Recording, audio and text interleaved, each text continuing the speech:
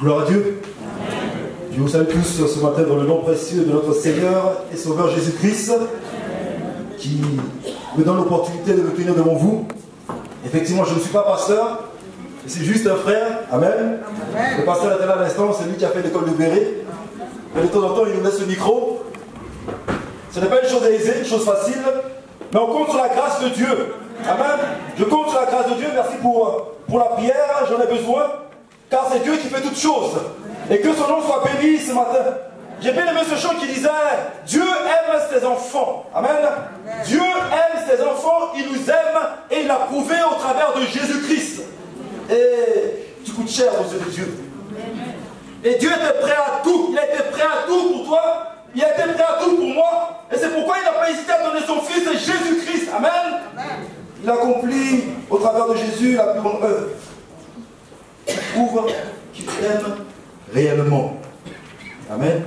Et quand il nous aime, il nous garde, il nous protège, il veille sur nos vies, il pourvoit nos besoins, il nous assiste, il nous conseille, il nous dirige, il marche devant de nous, il nous montre le chemin, la vérité, la vie, il nous montre ce qui est bon, il nous montre ce qui n'est pas bon, il nous montre quoi faire, il nous montre ce qu'il ne faut pas faire, il nous montre les plans de l'ennemi, il nous montre les desseins de l'ennemi. Il fait tout cela pour nous. C'est ce que Dieu fait pour nous. Amen. Amen. On va prendre ensemble sans plus tarder 1 Samuel 18. À partir du verset 20 à 30, c'est quelque chose qu'on a déjà partagé en semaine. Donc ce sera, comme on le dit, un ricochet. En général, les ricochets n'ont pas toujours le même goût. On va partager ensemble 1 Samuel 18, 20 à 30.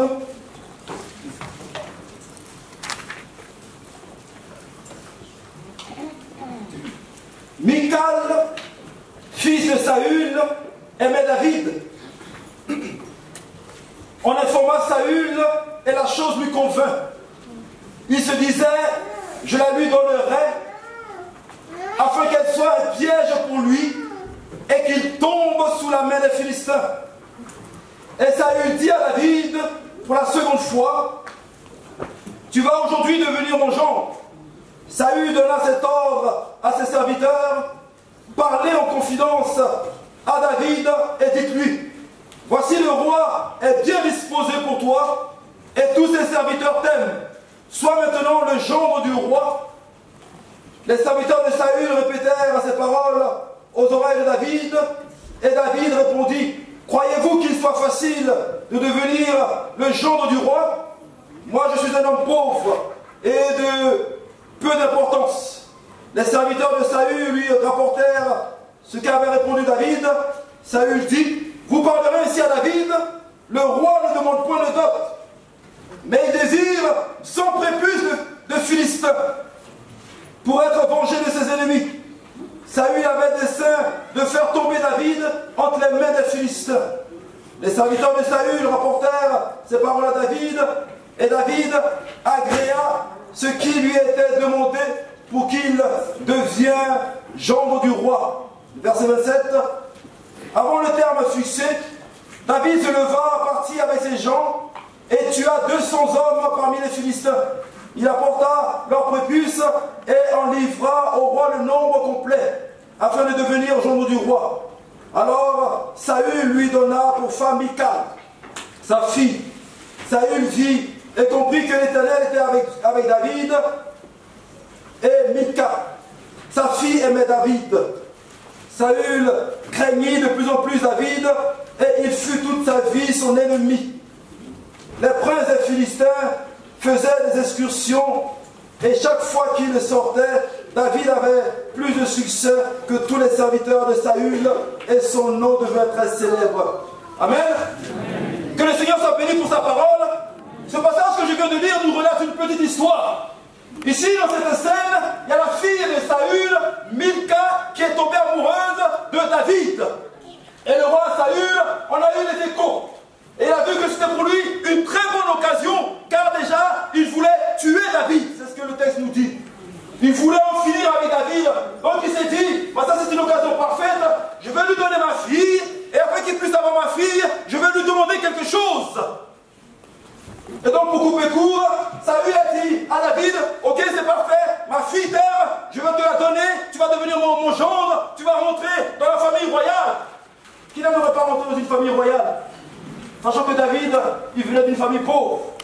C'était une bonne occasion pour lui de sortir de la pauvreté, de sortir de la misère, n'est-ce pas? Alors donc David a dit à Saül, ok, je vais prendre ta femme, je vais prendre ta fille, excusez-moi. Saül lui dit, ok, tu veux prendre ma fille? Voici, je ne vais pas te demander de dot, parce que je sais que tu viens d'une famille pauvre, je ne vais pas te demander de dot, parce que la dot d'une fille de roi doit être considérable, n'est-ce pas?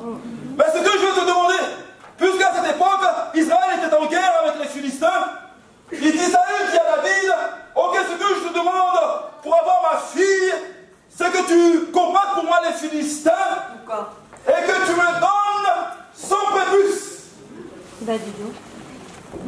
Je ne te demande pas d'argent ni d'or, mais je te demande d'aller combattre les Philistins pour moi et de venir avec son prépuce. Donc quand il demandait à David d'aller circoncire les Philistins. Alors David a accepté le deal, parce qu'il voulait la fille de Saül, il voulait Mika. Mais le plan que Saül avait derrière, c'était de tuer David. Il voulait l'envoyer sur le champ de bataille pour qu'au combat, David puisse mourir. Parce qu'il voulait la mort de David. Il voulait en finir avec David. Et donc David est parti au combat. Par la grâce de Dieu, il revient. Il a les prépuces et il les donne au roi Saül. C'est ainsi qu'on dit à la fin que Saül a vu que l'Éternel était avec David. Parce qu'il avait envoyé au combat pour qu'il périsse le combat. Non seulement il revient vivant, et il revient avec les prépuces. Il est revenu avec les prépuces, et il les a donné au roi Saül. Il a dit voici, maintenant donne-moi la fille. Donne-moi mon cadeau. La chose pour laquelle j'ai été circoncis beaucoup de Philistins. Mais pourquoi Saül voulait tuer David? Ça c'est la question qu'on va se poser. Pourquoi Saül voulait finir avec David jusqu'à même lui donner sa fille comme un appât, comme un piège pour qu'il puisse tomber au combat? Mais pourquoi? La Bible s'explique par elle-même. Et on va lire quelques versets auparavant, versets 6 à 9, afin qu'on puisse comprendre pourquoi Saül en voulait tant à David, jusqu'à lui tendre un piège pour qu'il puisse tomber au combat, jusqu'à même livrer sa fille comme un appât, comme un piège. Mais pourquoi? 1 Samuel 18, 6 à 9.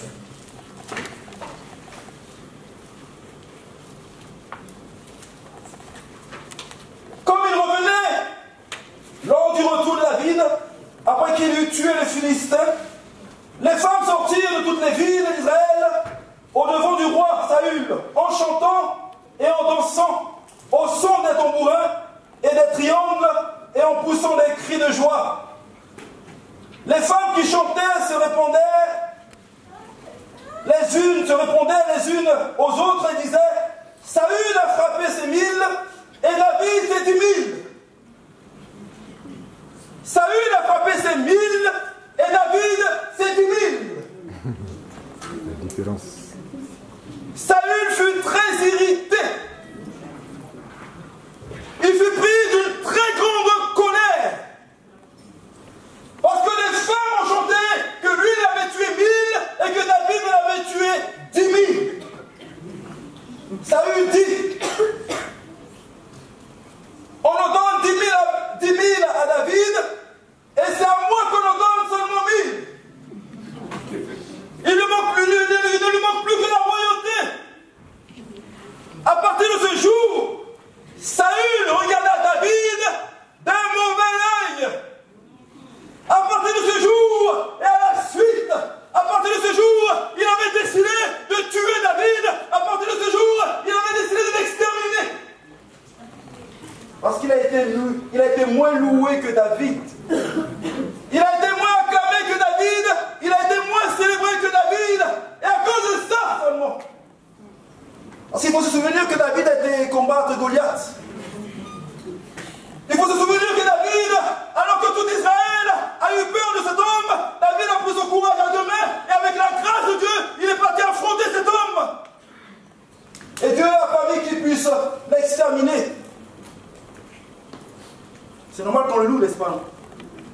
C'est normal qu'ils ont célébré. Puisqu'il a été courageux. Il a compté sur l'aide de Dieu, sur l'assistance de Dieu. Et il est parti affronter ce monsieur. Alors quand lui on le loue et moi on ne me loue pas. Depuis ce jour, la seule idée qu'il avait en tête, c'est comment je vais terminer cet homme. Ça nous parle de la jalousie. Pourquoi lui il a été loué? Pourquoi moi je n'ai pas été loué? Pourquoi moi je n'ai pas été acclamé? Pourquoi c'est lui et pas moi? La jalousie. La jalousie, c'est un sentiment d'envie à l'égard de ce que quelqu'un possède. Quelqu'un qui possède quelque chose que l'on n'a pas ou que l'on aimerait avoir. Là, il voulait les honneurs, mais il n'a pas eu les honneurs. C'est quelqu'un d'autre qui les a eus. Et en général, ce sentiment s'accompagne d'hostilité, s'accompagne de rivalité, de colère, de rancœur, de haine et de rage. Il a eu la rage contre David à cause de ce sentiment. Pourquoi moi je n'ai pas été loué? Pourquoi moi je n'ai pas été célébré? Pourquoi moi je n'ai pas ceci? Pourquoi moi je n'ai pas cela? Pourquoi l'autre il a ça? Les choses n'ont pas changé aujourd'hui. Ce sentiment est toujours présent et réel. Et aujourd'hui encore on peut être jalousé pour beaucoup de choses. Juste à l'instant on a célébré cette joie de cette sœur à qui Dieu a fait grâce pour qu'elle puisse rentrer dans les liens du mariage. N'est-ce pas? Un moment de joie, de réjouissance pour tous. Mais malheureusement, certaines personnes, certainement pas ici, mais ailleurs, ne partagent pas cette joie pour cette sœur qui va rentrer dans les liens du mariage. Certainement, quelque part, quelqu'un ne se réjouit pas. Elle va nous laisser pour aller se marier. Nous, ça fait longtemps que nous sommes là. Et elle va se marier. Elle ne se mariera pas. Lors de mon processus de mariage avec mon épouse, oh, on a souffert. On a souffert. Comment elle va se marier? Comment lui va se marier? Toutes sortes de paroles ont été prononcées à notre égard. Toutes sortes d'incantations. Donc ça fait que la période a été difficile. On m'a attaqué de la tête aux pieds, sans rentrer dans les détails. Toutes sortes de choses. Parce que toi, tu vas nous laisser, toi, tu vas te marier, nous, on va rester là. Jamais. Ils ont tout fait. Alors que d'autres personnes réjouissaient, bénissaient le Seigneur. D'autres personnes étaient là.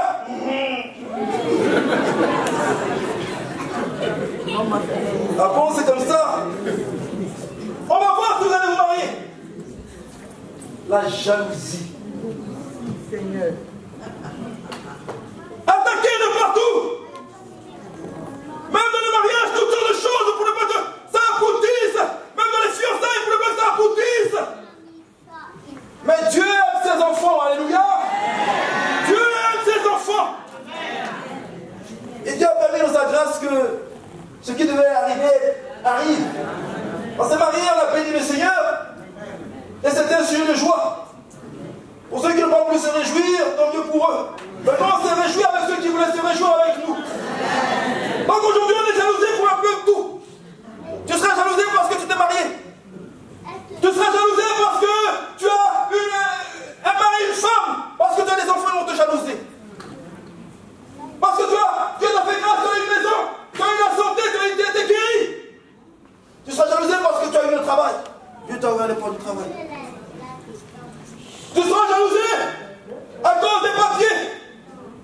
Tu seras jalousé à cause certainement des diplômes que tu as pu avoir, d'une porte merveilleuse que Dieu a ouverte pour toi. Tu seras jalousé parce que tu as une belle voix. Ce don, moi je vois ce don.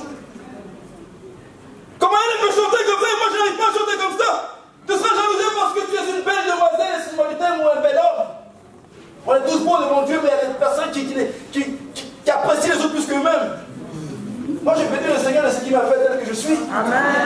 Et on doit apprendre à s'apprécier. Amen. On doit apprendre à s'apprécier. Si Dieu l'a fait comme ça, que le nom du Seigneur soit béni. Dieu aime la diversité.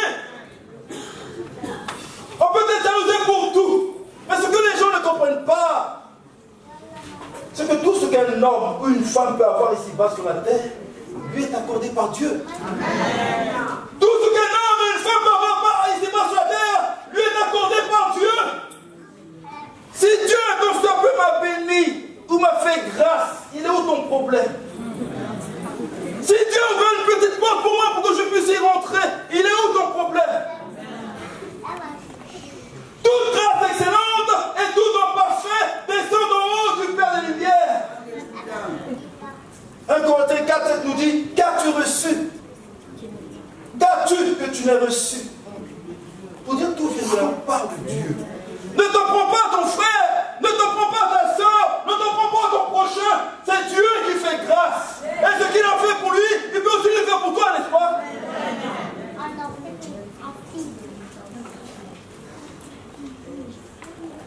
La jalousie, si elle n'est pas vite traitée, finit toujours par produire des fruits.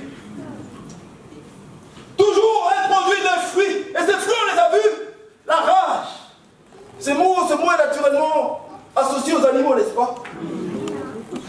À cause de la jalousie, ce sentiment crée la rage dans le cœur d'un être humain. Ça crée la rancœur. Tu haïs cette personne tellement que tu veux sa mort, tu veux sa destruction. Ça crée la rivalité. La rancœur. Avec ce sentiment, on peut finir par détruire quelqu'un. Et Jacques 1,5 nous dit, puis la convoitise, parce que la jalousie crée toujours la convoitise, lorsqu'elle a conçu en faute le péché, et le péché étant consommé produit la mort. J'ai l'un de mes cousins à qui Dieu a fait grâce. Il a créé un organisme international pour la collecte de sang en Afrique, parce que le sang dans les hôpitaux manquait. Et il s'est dit, déjà lui, il a perdu sa sœur à cause du manque de sang. La famille n'avait pas les moyens d'acheter du sang, sa famille n'avait pas les moyens. Et à cause de ça, elle a eu une maladie, elle a perdu beaucoup de sang. Et il n'y a plus de sang. Il s'est dit non, c'est quelque chose qui arrive souvent. Qu'est-ce que je peux faire? Et Dieu lui a mis à cœur de créer un organisme de collecte de sang. Et le sang qu'il collectait, il le mettait à disposition gratuitement des hôpitaux. N'est-ce pas quelque chose qui devait être loué, acclamé, célébré, encouragé? Mais il y a quelqu'un, vu que cet organisme commençait à se développer, il était invité sur les plateaux de télévision, à la radio, il parlait de ce projet, il était vu, il était connu de tous. Donc lui, il nous a laissé où on était. Lui, il nous a laissé dans le quartier. Et c'est lui maintenant qui passe à la télévision. Lors des mariages qui a été organisé, il est parti normalement. Après le mariage, il rentre à la maison, il dit à ma mère, il appelle maman. Maman, j'ai mal au ventre. Maman, j'ai mal au ventre. Il dit, je n'arrive plus à respirer, je ne comprends pas ce qui m'arrive. Et donc, la famille se précipite à l'hôpital, et donc il arrive à l'hôpital. Ce qui devait arriver est arrivé. Il fut empoisonné par jalousie. Voici ce que ça peut faire. Et c'est ce sentiment qui était rempli dans le cœur de Saül. C'est ce sentiment qui était rempli dans le cœur des frères de Joseph. Ces frères virent que leur père les aimait plus que tous. Et ils prirent leur propre frère en haine. Mais au lieu de le prendre en haine, mais demander au père comment se fait-il que nous sommes aussi des enfants, tu nous aimes plus que, tu l'aimes plus que nous. Il y a une maman avant de mourir, elle a dit à une de ses filles, en fait sa fille lui a demandé, mais maman, j'ai vu en famille durant toute mon enfance que tu m'accordais beaucoup plus de choses que mes autres sœurs, que mes autres frères. Et elle demande pourquoi maman. et sur le lit d'hôpital, la mère a dit, c'est parce que tu me respectais plus que les autres. Amen. C'est parce que tu me respectais plus que les autres. Tu obéissais à tout ce que je demandais de faire. C'est pourquoi, naturellement, il y a certaines choses que je t'accordais. Mais tes autres sœurs, tes autres frères me méprisaient, m'insultaient même souvent. Et les frères de Joseph n'ont pas compris cela. Et ils se sont pris directement à Joseph. Ils le prirent en haine, et depuis ce jour, ils ne pouvaient plus lui parler avec amitié. Quand un cœur est rempli de ce sentiment, tu ne peux que chercher la destruction de la personne que tu jalouses. Et Saül, à cause de ce sentiment qu'il avait envers David, chercha une occasion. Comment est-ce que je vais faire pour détruire cet homme? Je lui donnerai ma fille et je lui demanderai qu'il me donne des prépuces. Il a porté ce plan pour le faire mourir. Il avait essayé la première fois, ça n'a pas marché. On ne sait pas ce qui s'est passé, le texte ne nous dit pas ce qui s'est passé. Mais là, la deuxième fois, avec Michal, il s'est dit voici encore une bonne occasion. Et par ruse, il planifiait quelque chose. Qui dans la Bible a utilisé la ruse pour la première fois? Le diable, qui est appelé le serpent ancien. Le serpent était le plus rusé. La ruse. Matthieu 26, 4 nous dit, alors que les principaux sacrificateurs étaient là, ils cherchaient. Ils avaient vu comment Jésus était venu et une multitude de personnes suivaient Jésus. Et c'était avant que Jésus n'arrive, ils avaient les honneurs de la population. Ils avaient le respect. Ils avaient la gloire. Mais Jésus est arrivé, les gens se sont détournés d'eux et ont cherché à suivre Jésus qui est le chemin, la vérité, la vie. Parce qu'il avait réponse à tout. Et ils remplissait leur cœur de joie.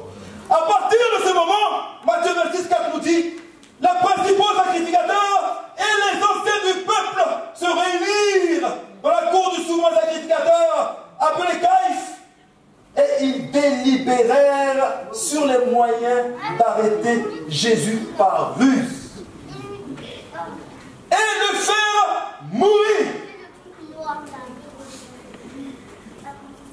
Mon frère, ma soeur, ne nous réunissons jamais avec ceux qui délibèrent sur les moyens de détruire un frère, sur les moyens de détruire une sœur, sur les moyens de détruire une personne quelconque.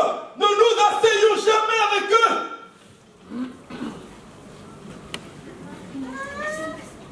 Ne nous asseyons jamais avec eux. Et Proverbe 1:10 nous le dit. On va le lire ensemble.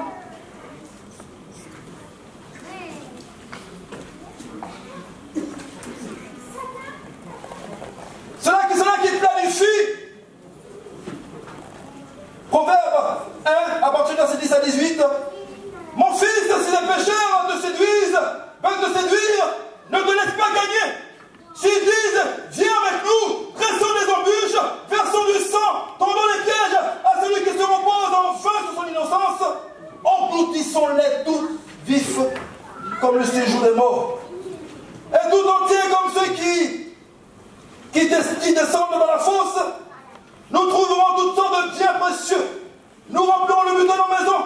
Tu auras ta part avec nous. Il n'y aura qu'une bourse pour nous tous. Mon fils, ne te mets pas en chemin avec eux. Détourne ton pied de leur sentier. Car leurs pieds courent au mal. Et ils ont hâte à répandre le sang. Mais c'est en vain. Jetons le filet devant les yeux de tous ceux qui ont des ailes. Et eux, c'est contre leur propre sang qu'ils dressent des embûches. Ne vous asseyez jamais avec des gens qui planifient comment faire du mal à une personne. Parce que c'est leur propre, excusez-moi du terme, comme la Bible dit, c'est leur propre tombe qu'ils sont en train de creuser. Pour avoir Michal, David devait apporter 100 prépuces de soldats. Et selon le plan de Saül, il devait être tué. Humainement parlant, mathématiquement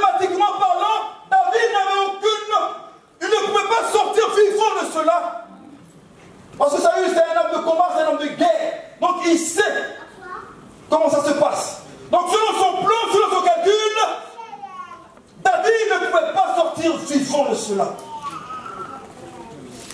Dans son innocence, David a accepté ce deal, cette proposition, et il est parti au combat. J'ouvre une parenthèse, quelquefois, nous tombons dans les ruses de l'ennemi. Notre ennemi a tous le diable, qui passe quelquefois par des hommes, par des femmes pour nous atteindre. Quelquefois à cause de notre manque de discernement. Mais la Bible nous dit que nous devons être prudents comme le serpent. C'est la première fois dans la Bible que le serpent est pris en exemple. Prudent comme le serpent. Je me souviens un jour, je vais boire un peu. Sinon ça ne va pas couler. Hein. Alors que nous revenions d'Angleterre, le Seigneur a ouvert une porte pour moi. Et dans ma joie, une joie ça se partage, n'est-ce pas? Une joie ça se partage. Avec les amis, avec les membres de la famille. Voici ce que Dieu a fait pour moi. J'appelle une personne et je partage cette joie avec elle. Le Seigneur a ouvert une porte pour moi. C'était une porte de travail. Et donc cette personne aussi, dans sa joie, a partagé cette nouvelle. Je ne dis pas qu'il faut partager les joies. Mais nous devons être prudents comme le serpent. Alors la joie a été communiquée. Je devais commencer le travail lundi. À 9h. Lundi, à 1h du matin. Quelqu'un vient me serrer le cou. Tu ne vas pas travailler. Quelqu'un est venu la nuit, je ne sais pas par où il est passé.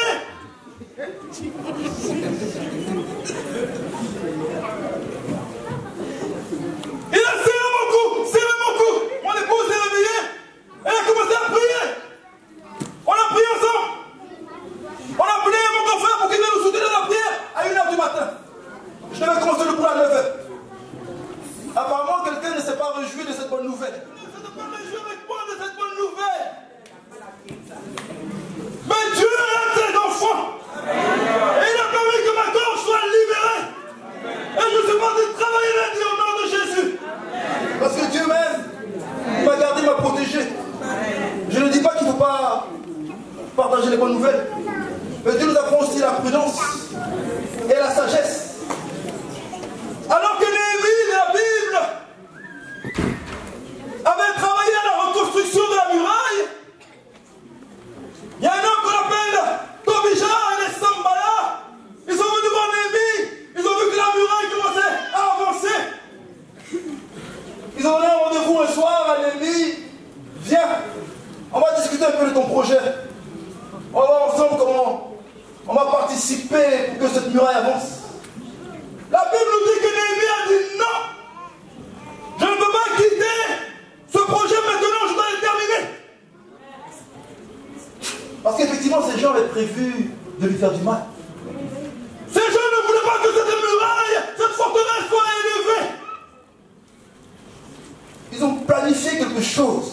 Et Néhémie, rempli de discernement, il leur a dit, allez dire à Sambala, à Tobija, je ne peux pas quitter maintenant, il faut que je termine ce projet. La ruse, ils vont essayer toutes sortes de ruses. Que le Seigneur nous donne de l'intelligence et de la sagesse et du discernement. L'homme spirituel, c'est celui qui voit le mal arriver de loin. Il y a une sœur qui m'a raconté ce témoignage, alors qu'un homme venait la voir, il commençait à lui parler, à l'endormir par des paroles doucereuses. L'Esprit de Dieu dit à la sœur, il est en train de te mentir. Quitte de là maintenant. Ne reste pas dans la présence de cet homme. Pars maintenant. Parce qu'il est en train de te mentir. Il veut t'amadouer et te faire tomber dans son piège. Seigneur, donne-nous du discernement. Seigneur, ouvre nos yeux afin que nous puissions éviter les plans de l'ennemi. Saül a porté son coup. Pour lui, David n'avait aucune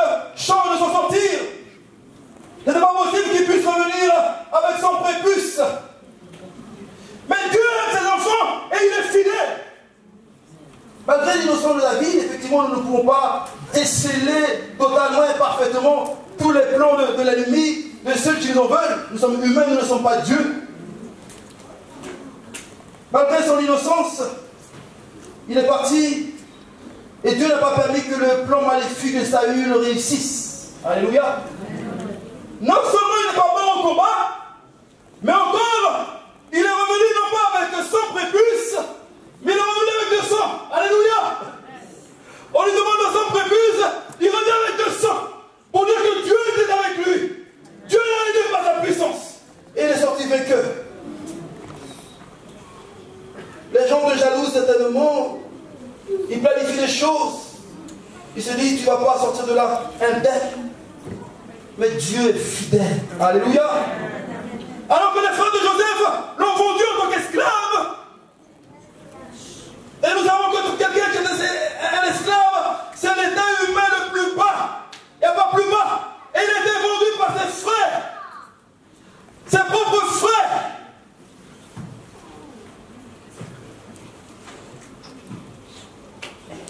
Mais Dieu qui est fidèle, l'esclave qu'il était, Dieu l'a élevé au plus haut rang, en dignité en Égypte. Alléluia. Alors que ses frères disaient que c'était fini pour lui, on en a fini avec Joseph, le rêveur, celui qui a des visions, celui que le Père le plus. On n'entendra plus parler de ce nom-là. Et c'était pareil avec Jésus. Alors que les hommes religieux, poussés par la puissance des ténèbres, voulaient éteindre ce nom, rayer ce nom de la surface de la terre. La Bible nous dit que Dieu a élevé ce nom au-dessus de tout nom. Alléluia. Afin qu'au nom de Jésus, tout genou fléchisse. Ils ont voulu rayer ce nom de la surface de la terre, mais c'est le nom aujourd'hui le plus connu. C'est le nom qui nous ouvre la porte du ciel. C'est par ce nom qu'on est sauvé. C'est par ce nom que nos péchés sont pardonnés. C'est par ce nom qu'on est guéri. C'est par ce nom que les démons sont chassés. Même les démons, le monde des ténèbres, ils connaissent ce nom. Mais on va le crucifier. Et ce nom sera effacé. Ils ne vont pas t'effacer. Alléluia. Ils ne peuvent pas nous effacer. Parce que celui qui est en nous, il est plus grand, il est plus puissant. Alléluia. Les gens se rient certainement de toi, de nous. Ils se disent qu'ils ont réussi dans leur coup. Il n'a pas dit qu'il pouvait. Il n'a pas dit qu'il pouvait. On lui a montré. Ils se disent, tu ne vas jamais plus, jamais te relever. Ils t'ont atteint. Ils se réjouissent de ce qu'ils ont fait. Je ne sais pas dans quel état ils t'ont mis. Socialement, spirituellement, physiquement, moralement, financièrement. Ils se disent certainement, ils ont réussi à retarder ta vie. Mais Dieu dit, c'est pas encore fini, alléluia. C'est lui qui est le dernier mot. Et il nous fait rattraper le temps perdu. Parce que ce type de personnes qui manifestent ce sentiment ne savent pas, c'est que quand il nous jalouse ou il jalouse quelqu'un, quand Saül a jalousé David, il lui a tendu un piège pour en finir avec lui. Dieu permet dans ce type de situation de révéler le potentiel que Dieu a mis en David. Et pour que ce potentiel se révèle, il fallait qu'il soit exposé à la jalousie. Je ne vous dis, on ne se dit pas d'aller jalouser quelqu'un. Mais Dieu utilise les circonstances. Alléluia. Nous allons être étonnés de voir ce que Dieu a mis en nous. Quand nous allons faire face à la jalousie, au mépris, aux accusations. Dieu a mis en chacun un potentiel extraordinaire pour la gloire de son nom. Ce piège que Saül a tendu a permis à Dieu de se glorifier et a permis à David de voir ce que Dieu avait mis en lui. Effectivement, au combat, David est devenu un très grand stratagème, un très grand combattant. Et ça a permis à la renommée de David de se répandre. Pourquoi? Ce texte nous dit que David est devenu encore plus célèbre. Ils ont planifié pour te détruire, mais Dieu veut te dire cela pour te rendre plus célèbre. Pour que le potentiel qu'il a mis en toi puisse se manifester. Il faut souvent qu'on te jalouse pour que ce que Dieu a mis en toi puisse se dévoiler, n'est-ce pas?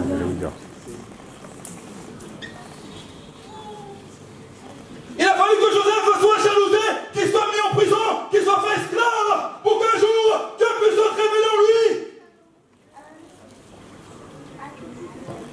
Qu'il était un grand gouverneur, qu'il était un grand comptable, parce qu'il a géré un pays, une nation. Il a fallu qu'il soit jalousé pour que Dieu révèle en lui un grand stratège, un grand conseiller, un grand comptable. Il faut qu'on te jalouse un peu.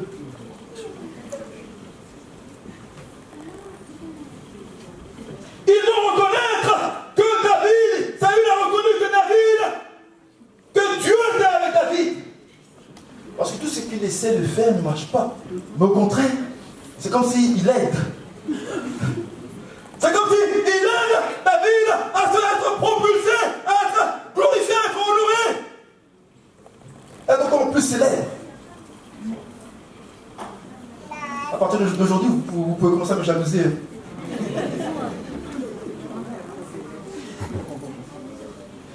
Saül a reconnu que l'éternel Dieu était avec David.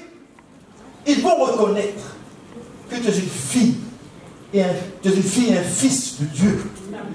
Ils vont reconnaître que Dieu est avec toi. Car toutes les fois qu'ils ont essayé, tu t'es relevé, Dieu t'a relevé, Dieu t'a fortifié, tu t'es relevé, tu es reparti, ils sont revenus, ils ont cherché l'occasion, Dieu t'a relevé. Ils vont dire, mais d'habitude ça marche. Mais cette fois-ci ça ne marche pas. Dieu est réellement Dieu. Dieu est réellement Dieu. Et Saül a commencé à craindre David.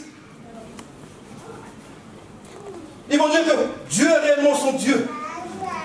Mais ma prière, c'est que Dieu nous garde aussi, afin que nous ne manifestions pas ce sentiment. On peut certes en être victime, mais nous devons veiller sur nos cœurs. Seigneur, moi veiller sur mon cœur. Afin que dès que je vois ce sentiment se manifester dans ma vie, dans mon cœur, pour un frère, pour une soeur, je puisse me mettre devant toi et prier. Seigneur, voici ce sentiment que j'éprouve pour cette personne. Enlève ce sentiment de mon cœur.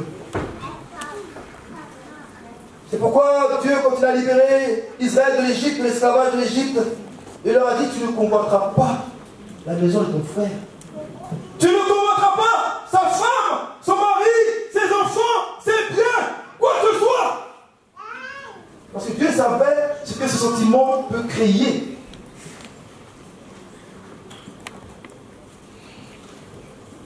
Nous allons voir que le Seigneur vraiment nous garde et que l'on puisse se préserver de ce sentiment. Et comment se préserver de ce sentiment? C'est simple. La Bible nous montre comment. Des années plus tard, David, après avoir été victime de Saül, lui aussi a manifesté ce sentiment, il n'a pas veillé sur son cœur. Et il a envié la femme de quelqu'un. Il a jalousé Uri, son petit soldat, parce qu'il avait une belle femme. Et il se disait, moi qui suis le roi, cette femme doit être pour moi. Bon, la convoitise, quand elle naît dans le cœur, elle crée le péché. Une fois le péché naît, crée la mort. Alors donc comment je vais avoir la femme d'Uri? Il a commencé à réfléchir, à comploter, à chercher par la ruse comment arracher la femme d'Uri à ce petit bonhomme, à ce soldat. Donc lui aussi il a mis en place un plan. Il a été victime de ces choses. Pour moi ça l'aurait certainement gardé. Il a dit au commandant, au général, voici tu vas mettre Uri au front. Au front c'est là où le combat est le plus difficile. Et au front on voit normalement les grands soldats, les élites.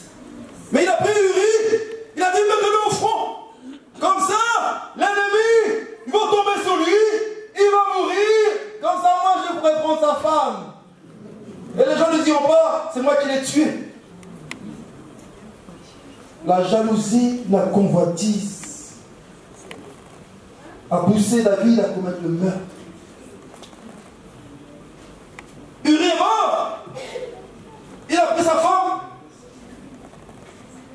Mais on peut tromper Dieu, on peut faire les choses, on peut tromper les hommes, excusez-moi le terme, on peut tromper les hommes, mais on ne peut pas tromper Dieu.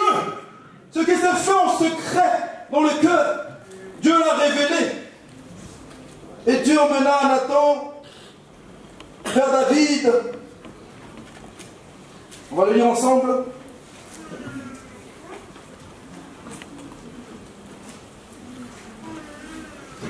On va voir ensemble ce qui s'est passé.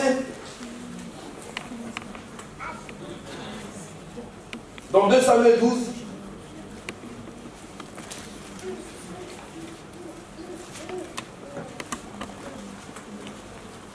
À partir du verset 1 à 8. Alors que son plan avait réussi parfaitement, alors que le petit Urie était mort, livré à l'ennemi par le roi David, il a récupéré la femme qu'il voulait. Voici que Nathan, qui a été envoyé par Dieu, s'adresse à David et lui dit: l'Éternel envoie Nathan vers David, et Nathan vint à lui et lui dit: il y avait dans une ville 2 hommes, l'un riche et l'autre pauvre. Le riche avait des brebis et des bœufs en très grand nombre. Le pauvre n'avait rien du tout qu'une petite brebis qu'il avait achetée. Il la nourrissait et elle grandissait chez lui avec ses enfants. Elle mangeait de son pain, buvait dans sa coupe, dormait sur son sein, et il la regardait comme sa fille. Un voyageur arriva chez l'homme riche, et le riche n'a pas voulu toucher à ses brebis ou à ses bœufs pour préparer un repas au voyageur qui était venu chez lui. Il a pris la brebis du pauvre et l'a apprêtée pour l'homme qui était venu chez lui. Alors à ce moment-là, alors que l'on raconte cette anecdote à David, son cœur se remplit de colère. La colère de David s'enflamma violemment contre cet homme. Et il dit à Nathan: l'Éternel est vivant. L'homme qui a fait cela mérite la mort. Il ne savait pas qu'à ce moment-là on parlait de lui. J'ai vu même. Il mérite la mort. Et il rendra 4 brebis pour avoir commis cette action et pour avoir été sans pitié. Et Nathan, l'homme de Dieu, dit à David: tu es cet homme-là. Ainsi parle l'Éternel, le Dieu d'Israël. Je t'ai oint pour roi sur Israël. Je t'ai délivré de la main de Saül. Je t'ai mis en possession de la maison de ton maître. J'ai placé dans ton sein les femmes de ton maître. Je t'ai donné la maison d'Israël et de Juda. Ainsi, cela eût été peu, je t'aurais encore ajouté. Dieu, au travers de cet homme, a fait comprendre à David que c'est lui qui a été le meurtrier. C'est lui qui a arraché cette femme à ce soldat. Et Dieu lui dit: mais attends, David, je t'ai tout donné. Je t'ai donné la royauté, les honneurs, la richesse, la gloire. J'ai gardé ta vie quand Saül voulait terminer avec toi. J'ai fait toutes ces choses. Mais si ce n'était pas suffisant, tu m'aurais demandé et je t'aurais donné encore plus. Comment ne pas tomber avant ce sentiment? Il faut simplement demander à Dieu: Seigneur, que de voir ce que ton frère a, ta soeur a, pour l'envier, pour la jalouser. Tu peux dire: Seigneur, fais-moi grâce. Je désire aussi rentrer dans l'année du mariage. Je désire, Seigneur, travailler. Ouvre-moi cette porte. Guéris-moi, fais-moi grâce. Philippiens 4:6 nous dit: ne vous inquiétez de rien, mais en toutes choses, faites connaître vos besoins à Dieu par la prière, par les supplications, avec des actions de grâce. Seigneur, j'ai besoin de ceci. Seigneur, j'ai besoin de cela. Fais-moi grâce. Certainement qu'il ne fera pas exactement comme ton frère ou ta soeur. Mais ce qui est sûr, il